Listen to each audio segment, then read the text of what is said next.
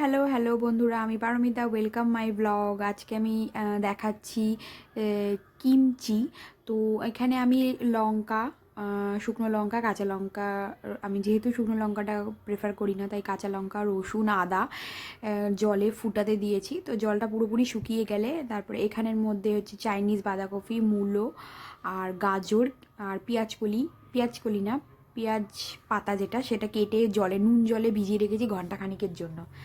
তো দেখতেই পাচ্ছ এখানে জলটা মানে যতটা সবই দেবো, যে এমন পরিমাণে জল দেবো যাতে জলটা পুরোপুরি শুকিয়ে যায়। কারণ এটা যে মানে যেহেতু এটা আচার, তো অনেকে রেখে খেতে পারবে। তো কাঁচা জিনিসটা করতে গেলে অনেক সময় নষ্ট হয়ে যায়। তো এটা পুরোপুরি জলটা শুকিয়ে যাতে যায় সেইভাবেই আমরা জল পরিমাণ দিয়ে জলটাকে শুকিয়ে নিচ্ছি। তো দেখো, দেখো যে শুকিয়ে গেছে। এবার আমি আগুনটা নিভিয়ে দেবো, দিয়ে এর মধ্যে একটু চিনি দিয়ে আমরা ব্লেন্ড করে নেব। আর এই যে দেখেছো পেঁয়াজ পাতা, পেঁয়াজ, অল্প পেঁয়াজ শুদ্ধ, এটা আমরা একটুখানি ছোটো ছোটো পিস পিস করে নিয়ে সেটাকে আমরা নুন জলে ভিজিয়ে নেব। তোমাদের আগেই বলেছি, তো তখন পেঁয়াজ কলিটা দেওয়া হয়নি। পেঁয়াজ কলি না, এটাকে বলা হয় পেঁয়াজ পাতা। তো এখন এটা দিয়ে দিলাম, দিয়ে এটাকে মিনিমাম 1 থেকে 2 ঘন্টা মতন জলে ভিজিয়ে রেখে দেবো। যেটা তোমাদের বলা হয়নি, শুকনো লঙ্কাটাও আমি কিন্তু ঘন্টাখানি গরম জলে ভিজিয়ে রেখেছি।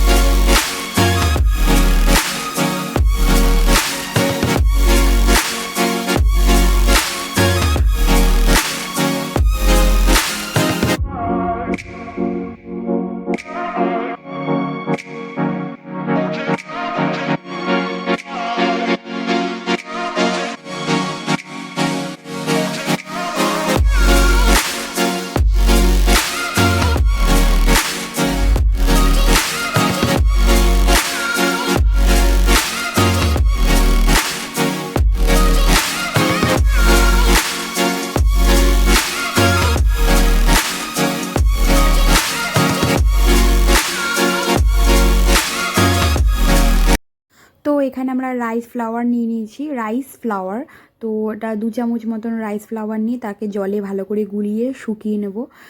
জল দিয়ে দিয়েছি, তো গলে শুকিয়ে নেব যাতে মানে জাস্ট একটু মাখা মাখা টাইপের হয়ে যাবে। আগুন হাই ফ্লেমে দিয়েই করে নেবে। তো হয়ে গেলে ওটার সাইডে রেখে দেবে। তারপরে নেক্সট স্টেপ তোমাদের দেখাচ্ছি। দেখতেই পাচ্ছ আস্তে আস্তে ওটা গাঢ় হয়ে যাচ্ছে। তো বেশিক্ষণ আমি করবো না। এটা বাইন্ডিং করতে কাজে লাগবে, যেগুলো আমরা ব্লেন্ড করে নিলাম, যেমন আদা, রসুন, লঙ্কা। এটা ওই মানে আমি যেই কাঁচা সবজিগুলো ওই জলে ভিজিয়ে রেখেছি নোনা জলে, সেগুলোর সাথে বাইন্ডিং করতে এটা হেল্প করবে। তো ওর জন্য আমি এটাকে মানে বানিয়ে নিচ্ছি। এবার আমি একটু ভিনিগার দিয়ে ব্লেন্ড করে নেব। তো মানে প্রায় ওই ছোটো শর্ট গ্লাসে 1.5 গ্লাস মতন আমি ভিনিগার নিলাম, আর 1 গ্লাস শর্ট গ্লাসেরই 1 গ্লাস মতন আমি কেচাপ নিলাম। যেহেতু আমার কাছে ফিশ সস নেই, তো আমি ওই জন্য একটু কেচাপ দিলাম। তারপরে তোমরা একটু এটাকে মিক্সিংয়ে ব্লেন্ড করে নেবো। এবার তোমরা দেখতেই পাচ্ছ ব্লেন্ড করে নেবো। ব্লেন্ড করা হয়ে গেলে তারপরে একটু সামান্য মিষ্টি দিয়ে আরেকবার একটু ব্লেন্ড করে নেবো। তো ব্লেন্ড করা আমাদের কমপ্লিট। এবার একটু সামান্য চিনি দিচ্ছি, দিয়ে আরেকবার একটুখানি ব্লেন্ড করে নেবো।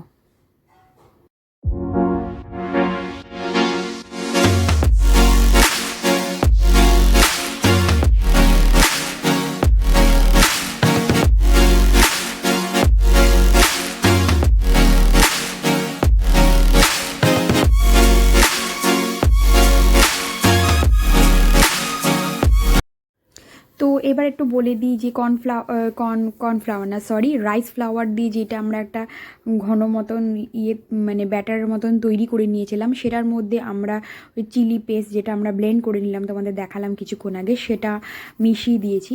এবার মেশানো হয়ে গেছে, দেখতেই পাচ্ছ।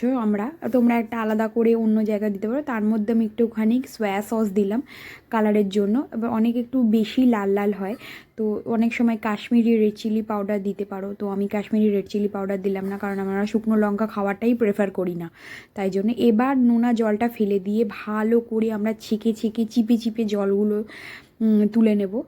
সব সবজিগুলো জল দিয়ে দুবার করে ধুয়ে নেব, যাতে নোনা ভাবটা না থাকে। তো চেপে জলটা ঝরাতে দিয়ে দিয়েছি, তারপরে আমরা একসঙ্গে মাখাবো।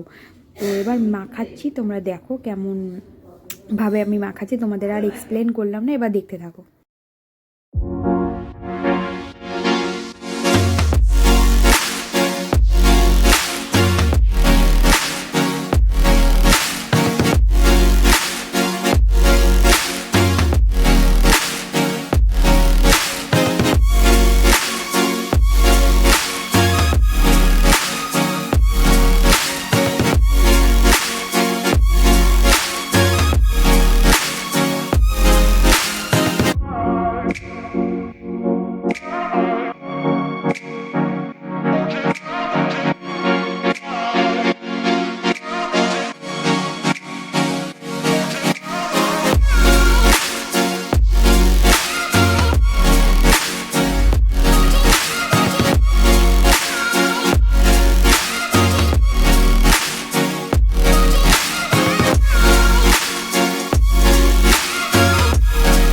কাচের কন্টেনারের মধ্যে রেখে দিয়েছি, এটা 1 মাস আমরা ফ্রিজে রেখে রেখে খেতে পারবো। তো ভালো লাগলে লাইক, শেয়ার অ্যান্ড সাবস্ক্রাইব করে দিও মাই চ্যানেল। Thank you.